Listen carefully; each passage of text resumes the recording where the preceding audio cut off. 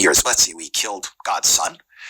We kidnap Christian babies, use their blood to bake matzah. We brought the Black Death to Europe. We poison wells. We're in league with the devil. We control the world's economy. Seismic activity, solar flares. We trigger tsunamis in Southeast Asia to drown Indonesia with tidal waves. Release sharks into the Red Sea to destroy Egyptian tourism. We send vultures to spy on Turkey and Saudi Arabia. We stole Iran's cloud cover. We have a space laser. I mean, think about it. If the world believed even 10% of that stuff, no one would mess with us. Would you mess with people who control the weather, the animal kingdom, the economy, and have a space laser? Clearly. Now, a lot of people believe a lot of stupid things about us. But bottom line is, the simple answer is we have, from the time of Abraham onward, been schlepping the world, dragging the world, often very reluctantly, towards a vision of values based on one God and one absolute standard of reality. Because Judaism understands that the purpose of creation, an infinite being creates a world to give, to have a relationship with that world. And all of creation ultimately is about connection to God. Not that God needs anything from us.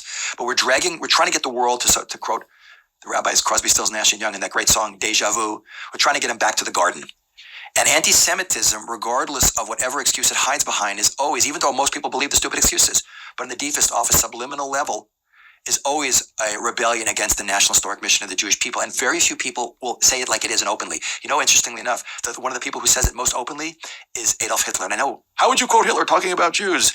Usually you don't want to, quote a guy wearing a white hood with eye holes burning a cross outside a Black Baptist church on what he thinks of black people, because he's obviously not going to be too objective. But sometimes the people that hate us the most get us the best. And Hitler says something very interesting. He says the Jews put two scars on humanity, conscience on the soul and circumcision on the body. And they're both Jewish inventions, which is wow. That's the greatest backhanded compliment ever given to the Jewish people. And I always say even better than that, just to give one more example. If you look at the words, this is not a quote from Hitler. This is the words of the Hitler Youth song. This is the song that Hitler gets to power in 1933. He creates this German Nazi youth movement called the Hitler Youth that everyone belongs to. And they had a song, and this is not the words in German. It's the translation in English. This is every kid in Germany is singing this song from 1933 to 1945.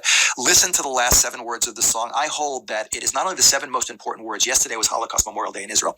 Yet it's not only the 7 most important words, I believe, to understand what drove Hitler in the Holocaust. It's the 7 most important words to understand ultimately what drives all of anti-Semitism in human history, all excuses aside. And it goes like this. We are the joyous Hitler Youth.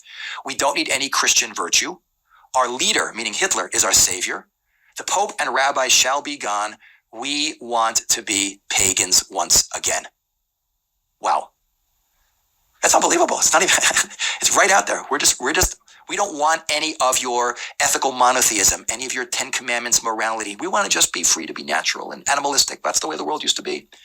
And that's really important to see, because then we understand what it's really about. We don't get distracted by all of these, bait and switch excuses that never solve anti-Semitism. Whatever shape we change ourselves into, you hate me because I'm different, I'll become just like you. And then they hate us for being just like them.